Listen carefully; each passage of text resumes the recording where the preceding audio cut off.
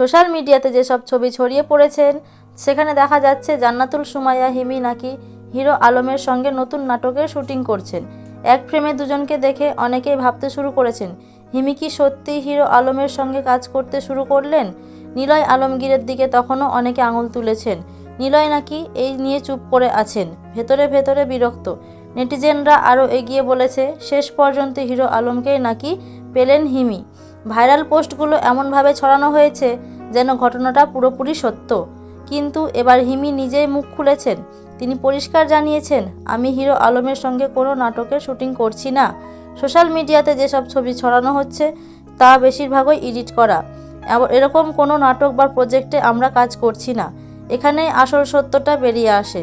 Viral হওয়া ছবিগুলো ইচ্ছে করে কেটে ছেটে কিছু পুরনো দৃশ্য মিলিয়ে বানানো হয়েছে, অথচ মানুষ বিশ্বাস করে শেয়ার করে দিচ্ছে। সুতরাং যে খবর ছড়ানো হয়েছে শেষে হিরো আলমকে পেলেন হিমি, এটা পুরোপুরি গুজব, কোনো বাস্তবতার ভিত্তি নেই। এই ঘটনার বিষয়ে আপনার মতামত কমেন্টে জানাবেন।